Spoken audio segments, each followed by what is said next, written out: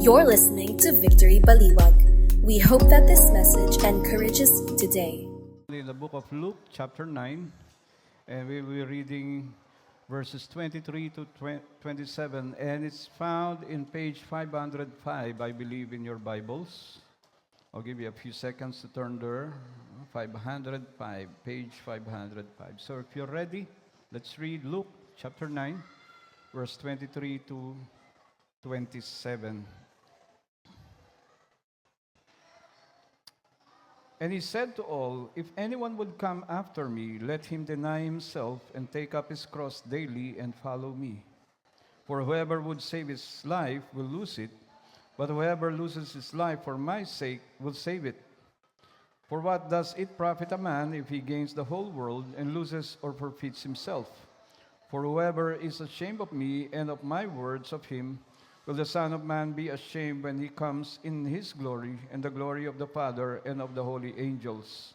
But I tell you, truly, there are some standing here who will not taste death until they see the kingdom of God." This is the word of the Lord for the people of the Lord. May God bless his word. Let's all pray. Heavenly Father, we lift up to you our hearts, our minds, our whole being, Lord God, to be open to the word that we just heard. I pray, Lord God, that this word will not only stay with us, but will transform us. And again, we desire nothing here, Lord God, but to give glory to your name. In Jesus' name we pray. Amen and amen. Sige po, pwede na po tayong umupo. Again, magandang araw po sa inyong lahat. Medyo mabigat po yung ating topic ngayon, pero ito pong ating series entitled Cost of the Cross. Kung nasusubaybayan nyo po, no, it's our discipleship series, and it's talking about the cost of following Jesus. And that is precisely what we're going to talk about today. But before we go in there, meron na po ba sa inyo ang na-scam? No? Parang usong-uso ngayon yung scam, no? Merong mga ang ganda-ganda ng mga pinapangako, tapos papasukin natin, tapos initially ang gaganda ng mga benefits, only to find out na meron palang price to pay. Now yan pong mga scam, no? Iba-iba yung tawag dyan, may pyramiding, merong Ponzi scheme, tapos may tinatawag pang Pogo. Hindi po yan nauso lang ngayon, no? In fact, matagal na pong nauso yung scam na yan, no? Yung tatay ko po, no? During the early 90s, bago-bago pa lang po siyang nag-retire. So, ang ginawa po ng tatay ko, ininvest niya po yung part of his retirement pay dito po sa isang investment scheme. Hindi ko alam kung natatandaan niyo to, but this was during the 90s. Ininvest niya po yung part of his retirement pay sa isang company called G Cosmos Company, something like that, no? So, maliit lang naman yung unang ininvest ng tatay ko, pero after a few months or a few weeks, nakatanggap siya ng cheque, tapos naging regular yung pagtanggap niya ng cheque. So, medyo nabuhayan po ng loob yung tatay ko. So, ang ginawa niya, yung mga sumunod na investment niya, nilakihan niya. Kasi gusto niyang madoble yung kanyang mga nakukuhang cheque. But eventually, naglaho po ito, no? At kung alam niyo po yung nangyari dito sa company ito, it's a Japanese firm na sinimulan po during the 90s dito po sa Pilipinas. Tapos natatanda ko, may malalaking karatula pa nga yan dyan sa EDSA. Pero nagkaroon po ng kaso itong company ito at dinimanda pa nga ng SEC, tapos naglaho po. In other words, naloko po yung aking tatay na duped, in other words. Now, yung tatay ko po kasi, no, he wanted something na mabilis yung balik. And normally, ganun po tayo eh. Yung ating pong mundong ginagalawan ngayon, ganun. Gusto lahat, instant gratification, lahat instant, mabilis ang balik. And sometimes ganun po tayo, no? We try to take shortcuts. Tulad po nung tatay ko, no? Gusto niyang mag-shortcut for a quick return, pero wala naman security yung kanyang mga ininvest. So, in other words, ang naturalesa po natin bilang mga creatures na human beings, no? Gusto natin instant yung ating mga ginagawa, no? Mabilis yung balik sa atin. We chase easy gains. Pero kaya po marami pong naloloko kasi nothing really beats hard work and hard effort. Di po ba? No? Yung talagang pinagpaguran po natin. Na bakit ko po sineshare ito? No? Kasi sa tingin ko po, hindi ko po alam no, kung paano po kayo naging Kristiyano. Pero I believe, bilang followers po ng ating pong Panginoon,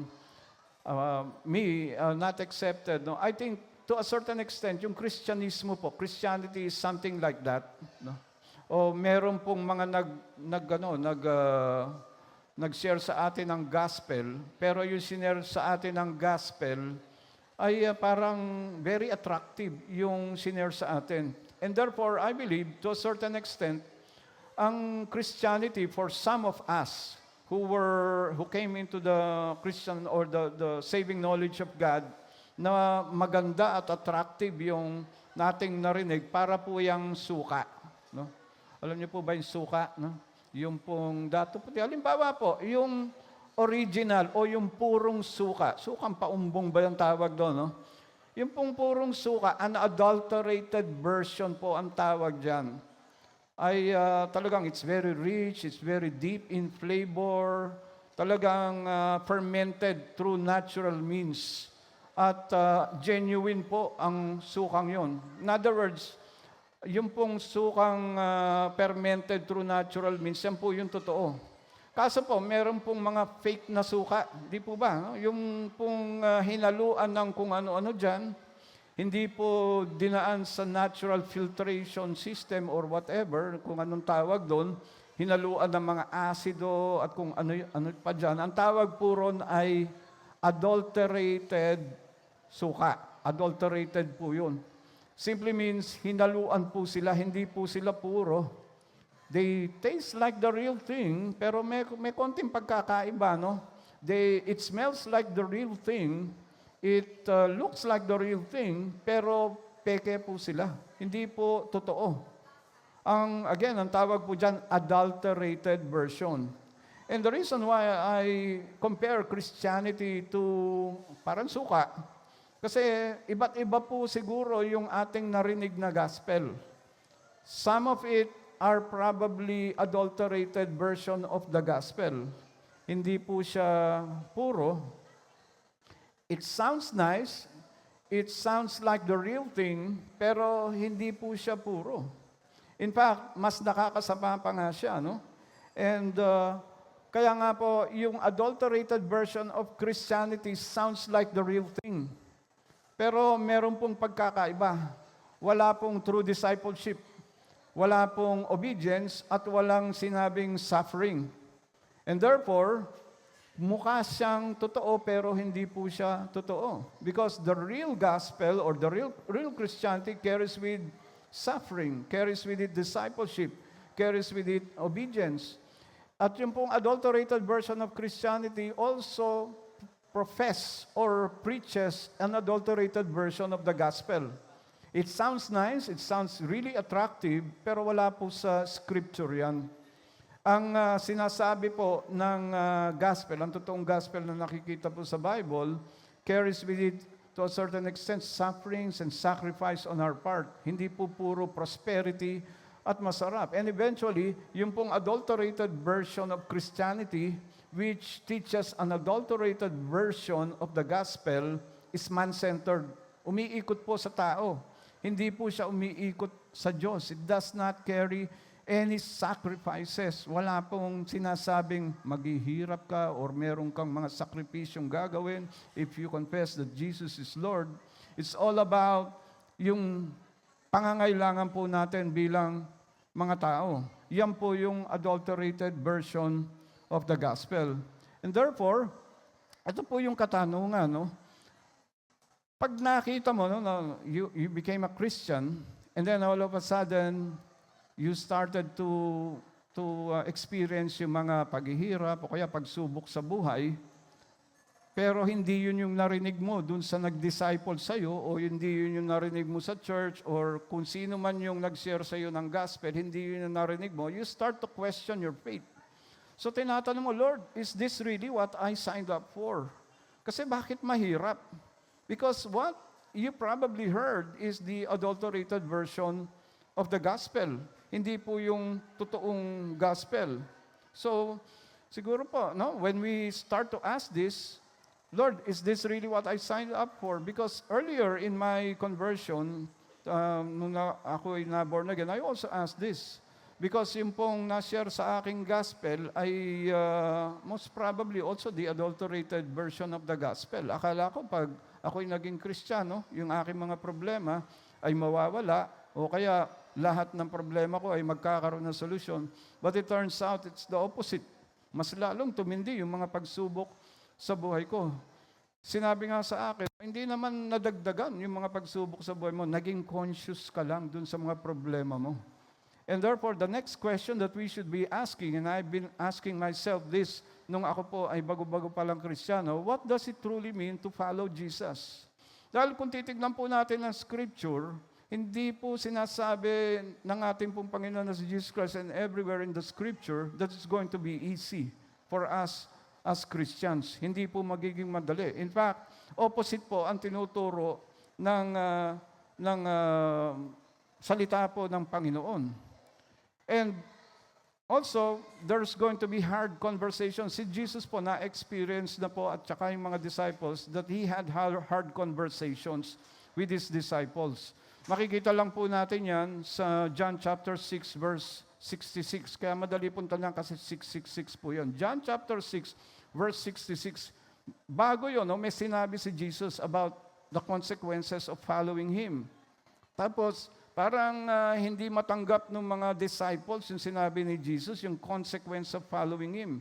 And therefore, karamihan po ng mga disciples na sumusunod po kay Jesus ay nagsipag-alisan po. And then he saw Peter, Simon Peter, o ilan dun sa mga apostles niya, o kayo rin ba aalis tulad nila? Sabi ni Jesus sa kanila. So, sabi po ni Simon Peter, Lord, saan pa kami pupunta? Iniwan na namin yung aming mga pamilya. Iniwan na namin yung aming mga bahay. So, saan pa kami pupunta? You have the words of eternal life. In other words, the apostles understood why they signed up for Team Jesus. Bakit nila sila sumunod sa Panginoon? They were interested not on the signs and wonders.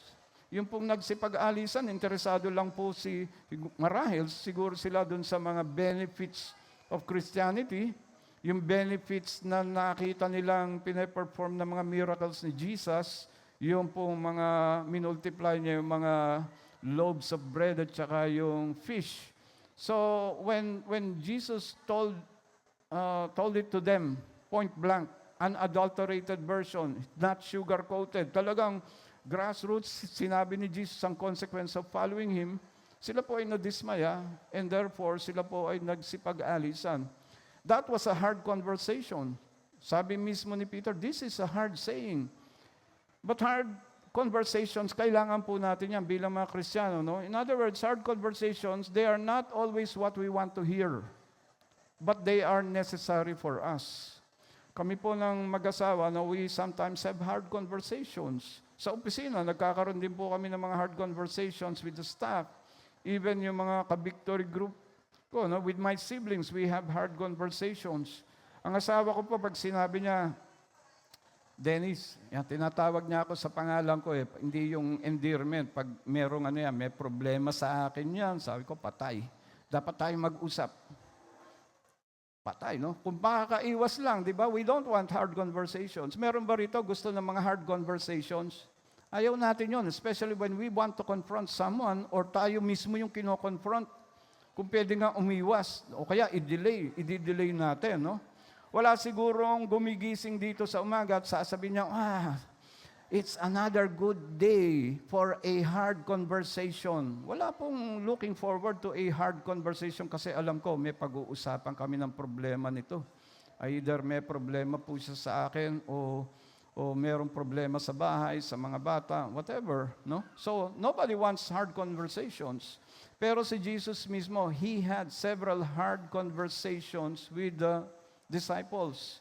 He laid it out on them transparently, no? Talagang hindi sugar-coated yung kanyang tinuro.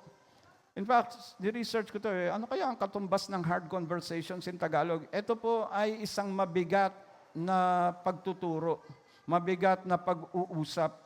Mabigat dahil mapapaisip po tayo whether gusto mo pa bang pag-usapan to o tumuloy. That is what a hard conversation is. The disciples in John 6 verse 60, sabi po, when many of His disciples heard it, they said, this is a hard saying. Mabigat na turo ito, mabigat na aral to, mabigat na pag-uusap to. Dahil may sinabi si Jesus before this, at sinabi niya mismo yung consequence o yung kinakailangan mong gawin. Kinakailangan mong iwan, kinakailangan mong kalimutan, pero hindi nila kaya, no? O nahihirapan sila. So sabi nila, this is a hard saying. Sino makakarinig nito, no? Who can listen to it? And Jesus, hindi po siya nagpatumpik-tumpik or nagpaligoy-ligoy whenever He had hard conversations with His disciples. In fact, when we get to verse 66 and 68, sabi po rin, from this time, many of His disciples turned back and no longer followed Him. You do not want to live too, do you? At tinuro niya si Peter at yung mga ibang apostles, kayo ba, gusto niyo ring umalis? Hindi. And then sabi, Jesus asked the 12, Simon Peter answered, Lord, to whom shall we go? Kanino pa ba kami pupunta? You have the words of eternal life. If you were here 2 Sundays ago, when I preached on the first week of this series, we had hard conversations kasi ang topic ko po noon topic po natin doon is about judgment. Paano tayo makakapasok sa kaharian ng Panginoon at ano yung consequence ng lahat ng hindi makakapasok puro, no? That is a hard conversation.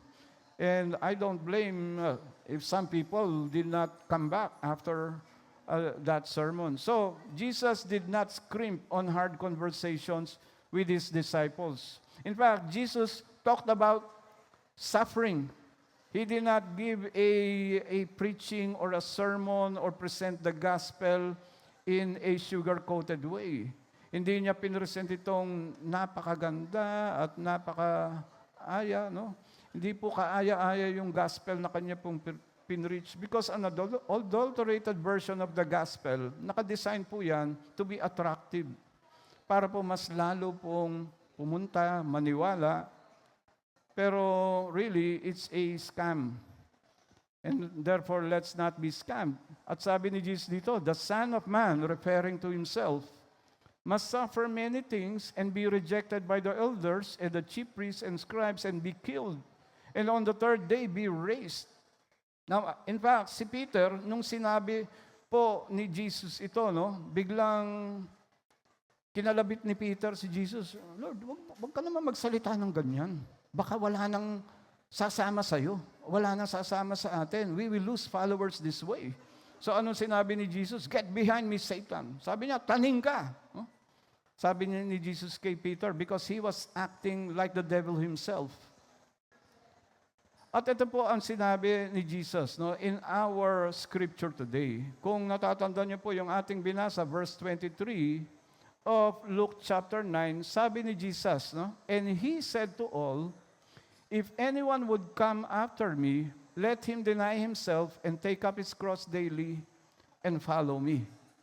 In other words, ang sinasabi ni Jesus dito, kung sino man ang gustong sumunod sa akin, ito ang kinakailangan niyong gawin. At ano po yung sinabi niya?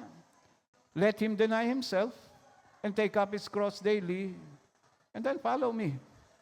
And therefore, dito po sa ating scripture na binasa, we will see here two things na tinuturo po ng ating Panginoon when it comes to following Him. And later on, makikita po natin, no, na kung ano ba yung consequence ng pagsunod po sa Kanya. Hindi niya po pinaganda yung gospel na pinipreach niya. It required some sacrifice and even sufferings on our part. So yung pong unang sinabi niya ritong kinakailangan po natin gawin to follow Him is to deny ourselves. Deny ourselves. Now, ano po bang ibig sabihin nitong deny ourselves? Well, Sa mundo po natin ngayon, no, it's all about a selfie generation, di ba? Kung di ko na siguro kinakailangang tignan yung mga Instagram ninyo o kaya yung inyong social media, Facebook o whatever social app you are using. Pero tignan natin yung examine na lang natin yung ating sarili. No? It's all about us. It's all about what the world is doing at gusto po nating sumunod with what the world is doing. In fact, kami pong mag-asawa, no, nag-uusap nung isang araw at sabi ko sa kanya, nung kapanahunan ko, hindi pa naman masyadong matagal yun. No? Pero nung ako po ay katulad po ng mga kabataan ngayon, hindi kami conscious masyado sa sasabihin ng aming mga kaklase o aming mga barkada. Hindi po kami, we are conscious about what we wore, no? Pero hindi kami conscious kung anong sasabihin nila, yung makikibagay sa mundo o yung sinasabi ng kultura. Kaya wala pang mga hashtags OOTD. Alam niyo po ba yung hashtag OOTD? Yung iba hindi nakaka-relate.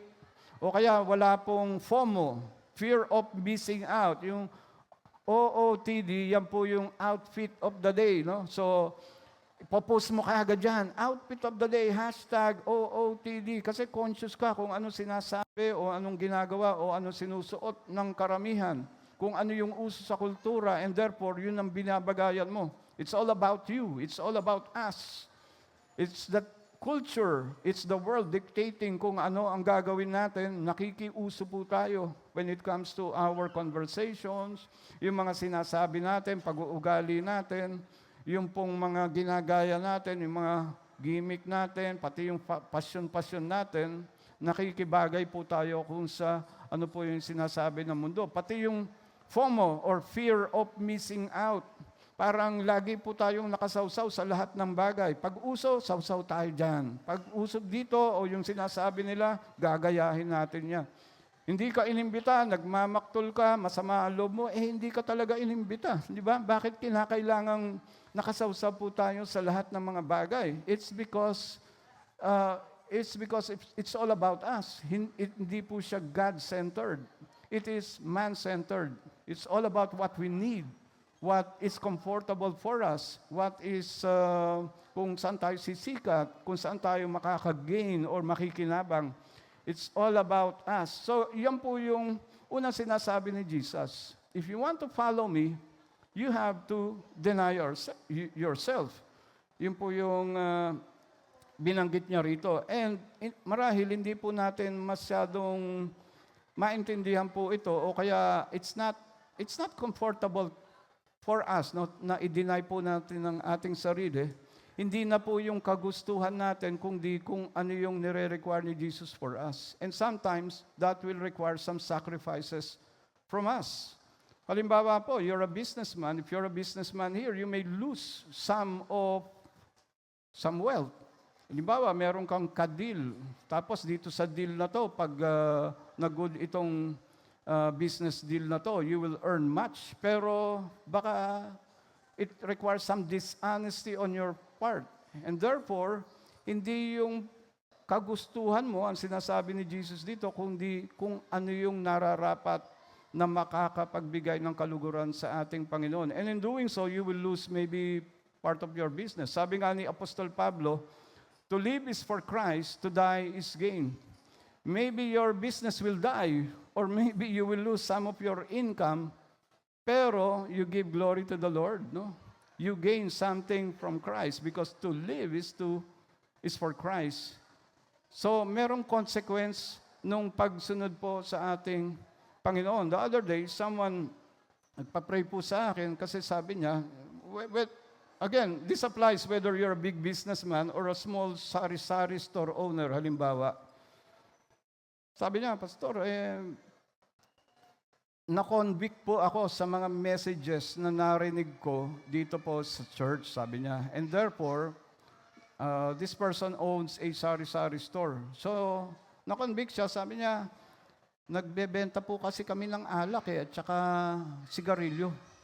So, ever since na in-stop po namin yung pagbebenta ng alak at sigarilyo, sabi niya, ay naapektuhan po yung aming income.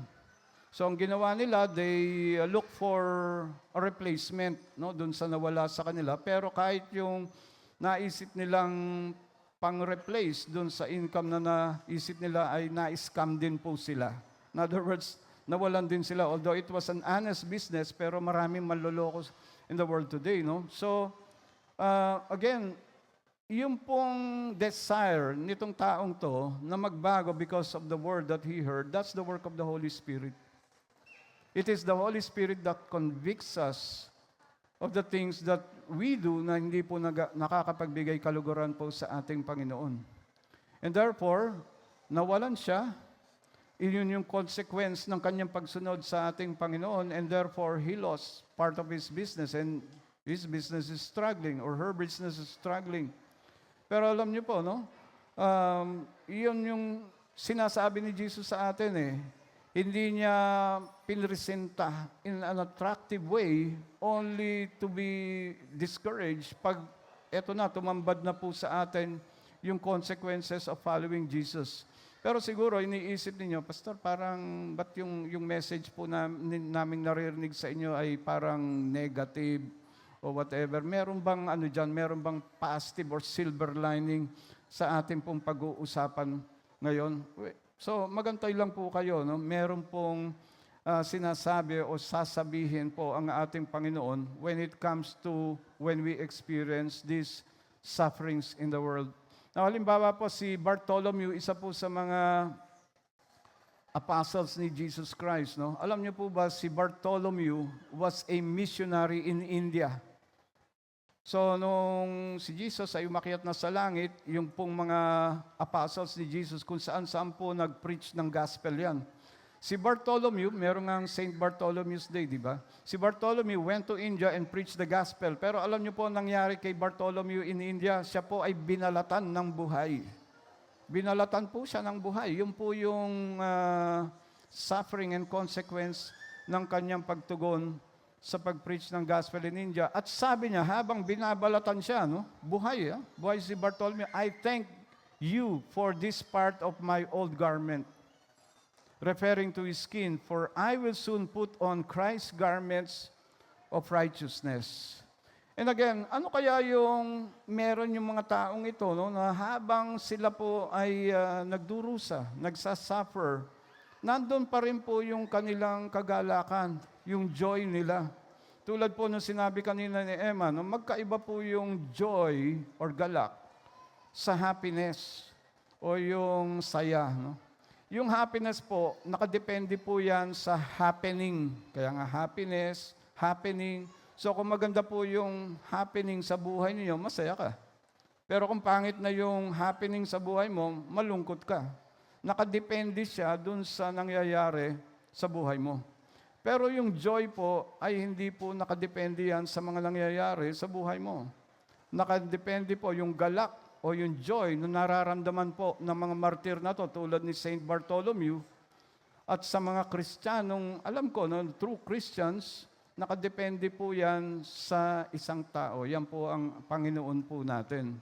Yung joy po nila ay nakadepende po hindi sa mga nangyayari, kundi kay Jesus Christ. Si Stephen na lang Si Stephen ay binato po yan, no? Yung isang disciple ni Jesus Christ. He preached the gospel. Siya po ay pinatawag ng religious leaders kasi kine-question siya why he was preaching the gospel. He was preaching Jesus Christ. No? Si Apostol Pablo po mismo, bago po ma-born again si Apostle Paul, ang isa sa mga merong kinalaman sa pagkamatay po ni Stephen. Binato po si Stephen hanggang mamatay po siya. Pero si Stephen po, nung habang siya po ay binabato hanggang mamatay, nakangiti po siya kasi nakita niya ang kaluwalhatian ng langit.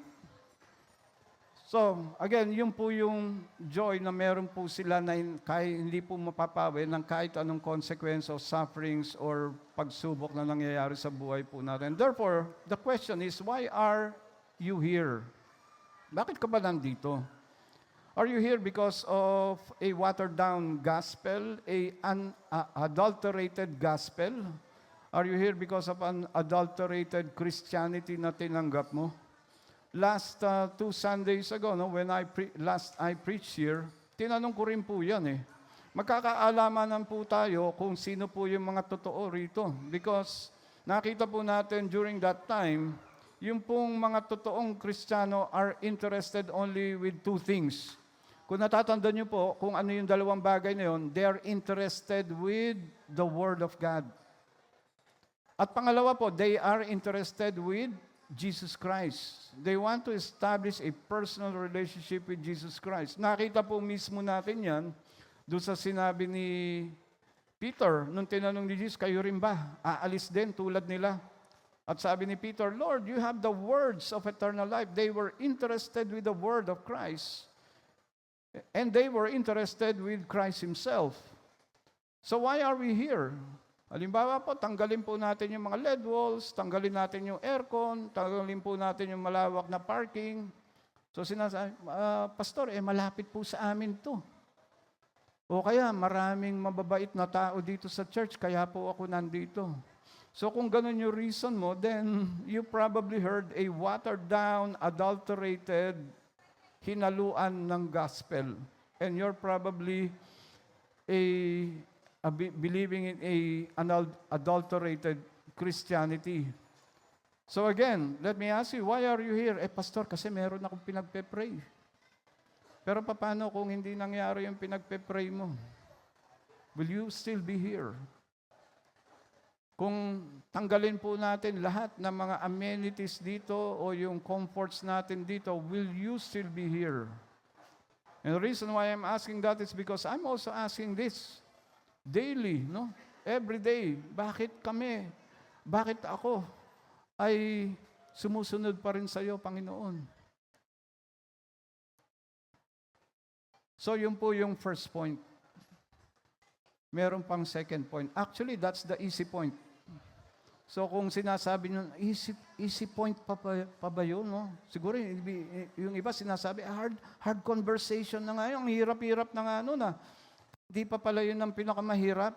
Dahil yung pong pangalawa, mas mahirap po. No? Ano po yung pangalawang point? Take up your cross. Now, sinabi po ng Bible o ni Jesus to take up your cross, ang ibig sabihin lamang po nito, during Jesus' time, when He was teaching this, they understood what it meant. Dahil nakakakita po sila ng mga pinapako sa krus. In fact, our Lord Jesus Christ eventually will go to the cross. So, naintindihan po nila kung anong ibig sabihin ni Jesus dito when it says, take up your cross. Pero sa atin po, no, ang ibig sabihin lang po nito is to die to yourself. It's no longer you who lives, but it is Christ who lives in you. It's not about you anymore. Para po siyang similar to denying yourself. It's not about you anymore. The world does not revolve around you anymore. It's all about Christ. It is Christ-centered. It is God-centered. When it says, die or take up your cross, it means to die to yourself. Hindi na ikaw ang masusunod, kundi si Jesus na ang masusunod sa buhay mo. Sabi nga ni Apostol Pablo, no, in Galatians chapter 2, verse 20, I have been crucified with Christ. It is no longer I who live, but Christ who lives in me. And the life I now live in the flesh, I live by faith in the Son of God, who loved me and gave Himself for me. It is no longer Him who lives. Now ako po, no, nung niisip ko yung mga dinisciple ko, no, yung sinerang ko ng gospel, siguro masasabi ko po, 50% of them ay hindi na po nag-church.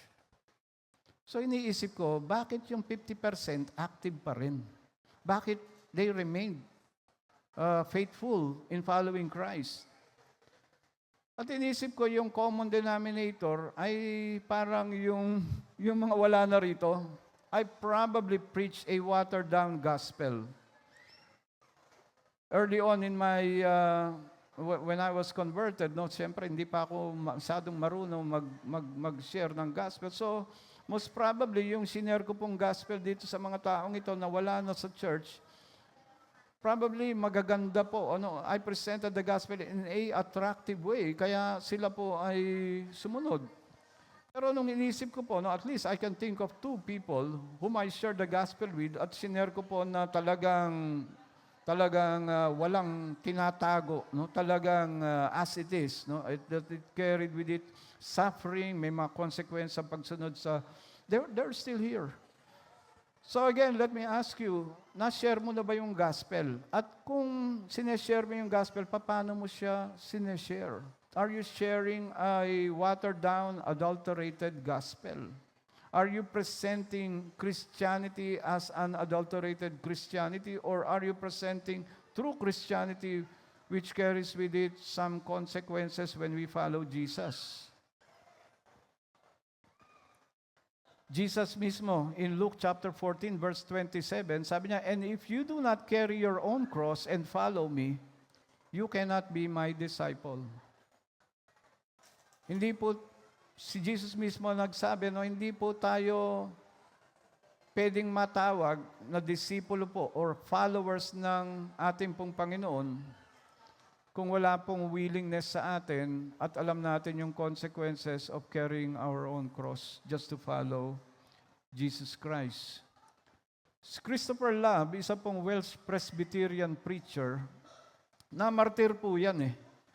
At nung siya po ay pinapatay po ng gobyerno ng Inglaterra po yan, no, na England, dahil nagkaroon po sila ng differences because of his faith.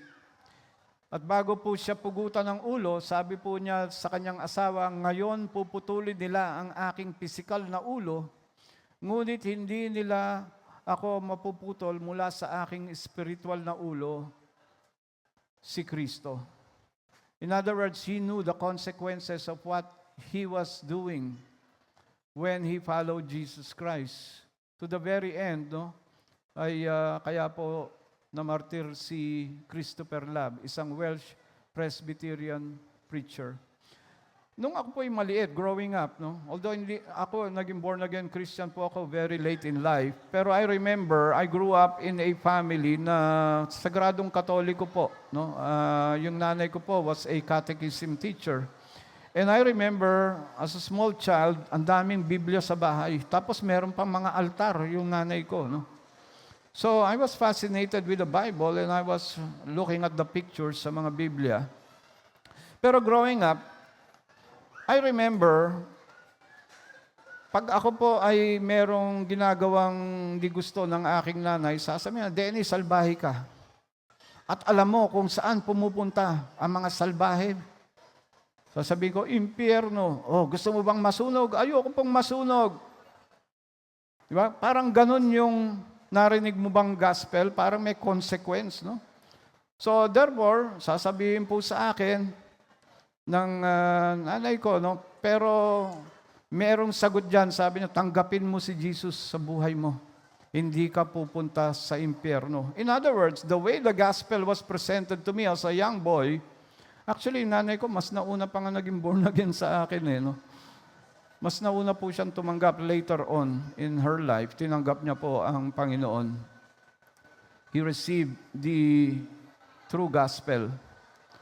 Ang tingin po natin kay Jesus Christ parang ticket to heaven. Ganun po ang tingin po ng karamihan sa atin. It's a watered down, adulterated Christianity. Kung ganun po ang tingin natin kay Jesus Christ bilang ticket natin sa heaven. Kung tinanggap po natin siya, pupunta tayo sa langit. Kung nireject natin siya, sa impyerno, masusunog tayo. Pero hindi po yan tinuturo in the scripture. Even Jesus Christ did not present the gospel that way. How Jesus Christ presented the gospel carried with it sufferings and consequences and sacrifices for all of us. Jesus, sabi niya in Matthew chapter 7, verse 21 to 23, if you remember our lesson 2 Sundays ago, sabi niya, "Not everyone who says to me, 'Lord, Lord,' will enter the kingdom of heaven, but the one who does the will of my Father who is in heaven. On that day, many will say to me, 'Lord, Lord, did we not prophesy?'" Sinasabi niya, no, applying it in today's culture, "Lord, hindi ba kami pumunta sa church? Lord, hindi ba kami nag-worship sa iyo? Hindi ba kami nag-contribute, tumulong sa mga mahihirap?" Pero sabi dito, no, but Jesus say, I never knew you. That's the consequence. And then will declare to them, I never knew you, depart from me, you workers of lawlessness. Yan po yung consequence of following Jesus. As an illustration, siguro nakita nyo na to, no? Yung carrying your cross. Halimbawa, no, lahat tayo dito, we are all carrying our cross. We know the idea of carrying our cross. Yeah. Yes, Pastor, naintindihan po namin yung sinasabi ni Jesus that we should carry our cross. So, siguro, isa tayo dyan. Halimbawa, imagine mo, isa ka dyan. Particularly, ikaw to, no? So, you're carrying your cross. Marami tayo nagke-carry ng cross. Pero paano kaya, while carrying your cross, nahirapan ka, sabi mo, Lord, sobrang bigat, pwede bang pakiputol ng konti? Pero wala naman sinabi si Lord. So, ang ginawa mo, pinutol mo para mas magaang, no? Kasi mabigat yung cross eh. Minsan yung mga crosses natin, mabibigat, di natin kaya. Pinutol mo, so eto, papito-pito ka. Nakakasabay ka na doon sa iba. Yung ka, no? Nakakasabay ka na doon sa mga ibang Kristiyanong carrying their cross. Wala tayo, merong cross na pasan eh. Tapos, after a while, nahihiya ka pa. Sabi mo, Lord, konting putol pa, mas kaya ko nang pasanin. Nahirapan ka ng konting putol pa, pinutol mo. Hindi naman sinabi ni Lord, pero ikaw, nagpasya ka, putulin mo. Eto, Lord, thank you so much. As marcha ka pa uli, ayun, no? Papito-pito ka, nauunahan mo na sila. Pero pagdating, ayun ka, no? Pagdating doon sa dulo, nagulat ka. Nagulat ka, paano akong tatawid dito? Tapos inabutan ka ng mga ibang kapwa mo Kristiyano, sabi niya, gamitin natin yung krus bilang tulay para makatawid tayo. So ano nangyari sa'yo? Masyado maiksi na yung krus mo. Hindi ka na makakatawid. So anong lesson dito? No? This is the point. Kung titignan po natin, no, simple lang naman yung sinabi ni Jesus. No? Sinabi niya in one sentence kung paano tayo sumunod sa Kanya. And He said to all, if anyone would come after me, let him deny himself and take up his cross daily and follow me. And then after that, He presented 4 motivations kung paano tayo makakasunod sa Kanya. So simple lang yung Kanya sinabi, deny yourself, take up your cross, sumunod ka sa akin, pero parang ang hirap. So ang ginawa ni Jesus, binigyan niya tayo ng 4 na motivations, encouragements, kung paano natin gagawin ito. Una, in verse 24, sabi na, for whoever would save his life will lose it, but whoever loses his life for my sake will save it. What Jesus is saying here is kung masyado mong minahal yung sarili mo, it's all about you. It's all about what you want, what's comfortable for you. It's all about living your life according to the world, what pleases the world. Kung ano yung dinidictate ng kultura mo, magiging alipin ka ng mundo. Yun ang sinasabi niya. And therefore, you will lose your life to the world. Pero sabi niya, kung dinenay mo yung sarili mo, you take up your cross and follow me, then you will have life. So yun yung unang motivation na sinasabi po ni Jesus dun sa pagkatapos niya sinabi yung statement, binigay niya yung 4 na motivation. Pangalawa po, no, for what does it profit a man if he gains the whole world and loses it or forfeits himself? Ang sinasabi niya rito, no, imbis na i-invest mo yung buhay mo dito sa mundo, might as well invest it on me. Kasi yung ini-investan mo dito sa mundo, hindi yan magtatagal, much more, baka ikamamatay mo pa yan. Pero kung in-invest mo yan sa akin, sabi niya, you will have life.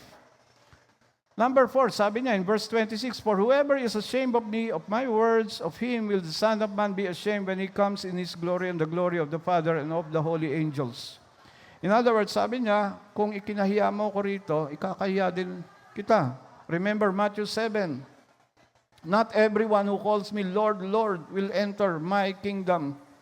At sasabihin niya, at wag kang magugulat kung sasabihin niya, I never knew you.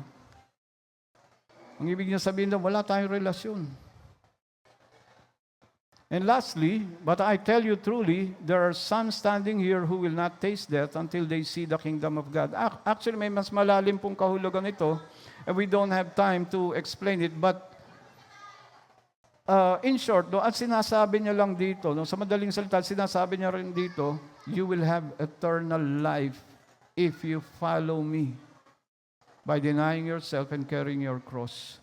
Now, yung pong pinakita kong graphic kanina, ano po kaya yung lesson doon? No? That's the cause of the cross. How often we complain about the cross we bear, but don't realize it is preparing us for the chasm in the road leading to His kingdom. Tinagalog ko na po para mas maintindihan natin. No? Sabi niya, madalas tayo nagre-reklamo eh. Maybe this is an eye-opener for all of us. No? Madalas tayo nagre-reklamo sa bigat na krus na ating pasan. Ngunit hindi natin namamalayan na ito'y naghahanda sa atin para sa bangin na daan patungo sa kanyang kaharian. And that is why yung ating pong pag-deny ng ating sarili, pagpasan ng ating krus, yung mga consequences, dahil tayo po ay pinili po natin na sundin ang ating Panginoon, ay yung pala ay nagpreparasyon para sa higit na mas magandang gantimpalang nag-aantay sa atin para makatawid daw tayo sa kanyang kaharian. And that's the lesson that I want to leave for all of us here.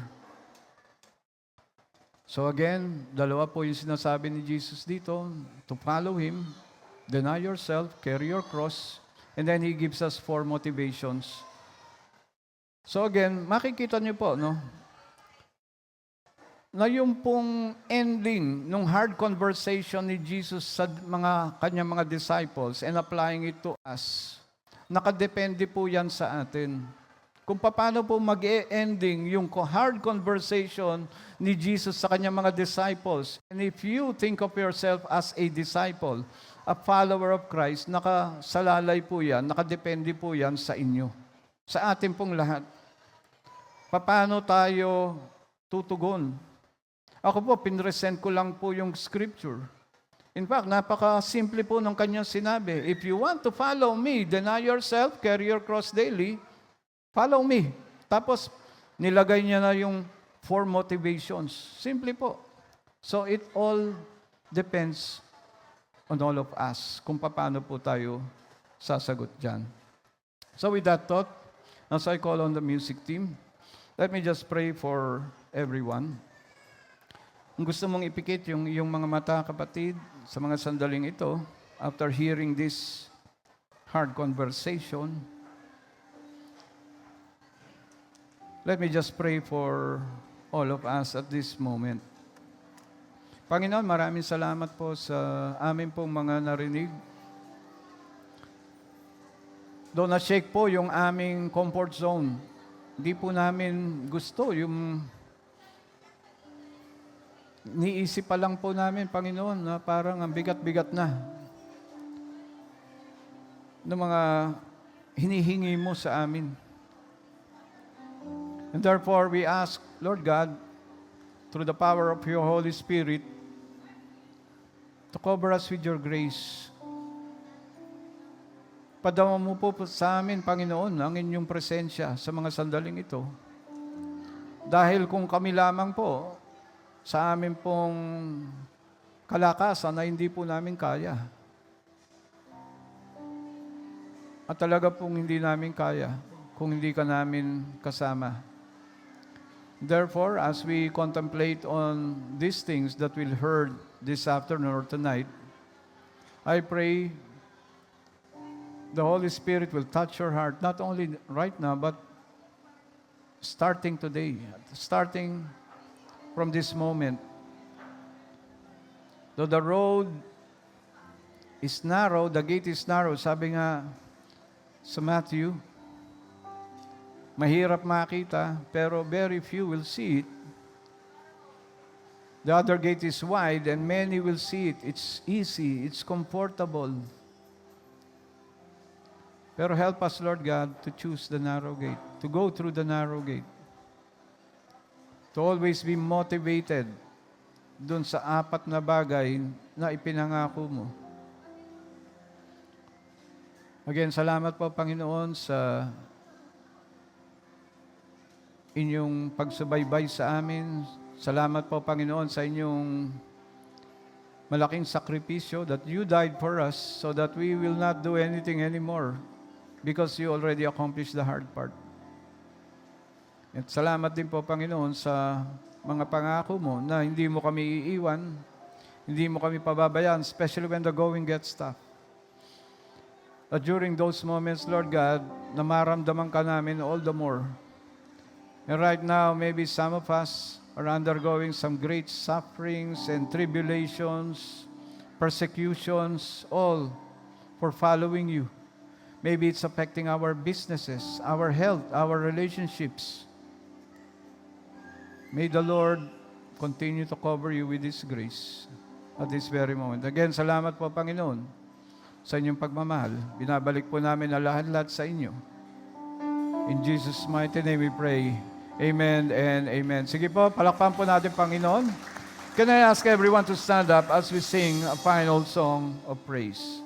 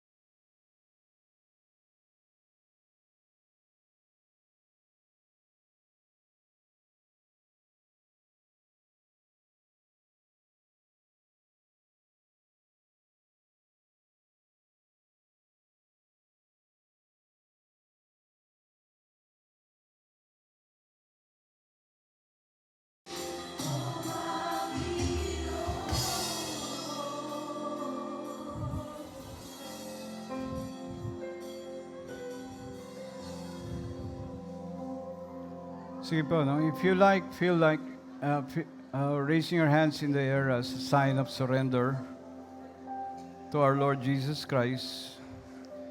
Maybe some of you are thinking, ang hirap naman ng mga consequence of following Jesus. Maybe some of you will not return. Pero at least we have this chance to pray together. And as we receive the prayer, meron po akong isang tula na tinranspose into Tagalog, and I'm going to read it as part of the prayer. Panginoon, anuman ang krus, anuman ang pait, may araw na sisikat matapos ang init. Bagyo man ngayon ang iyong dinaranas, may bahagharing magdadala ng lunas. Maaring madapa, maaring mabigo kami, ngunit ang Diyos ay tapat sa iyo. Sa iyong tawag, siya ay diringgin, aalalayan ka sa bawat hapdin. Alam niya ang luha, ang pusong may pait, isang salita niya ay lungkot, ay mawawaglit. Hapdi ng gabi ay maaaring lumalim, ngunit sa bukang liwayway, galak ay darating. Sa langit siya ay naghihintay, pag-ibig niya ay walang kapantay. Biyayang may galak sa ating nakalaan, sa yakap niya, wala nang luhaan. And with that thought, Lord God, may you bless everyone here. May you continue to make your face shine on all of us and be gracious to us. And if there's anyone here na meron pong dire need at this very moment, may you meet that need, Lord God.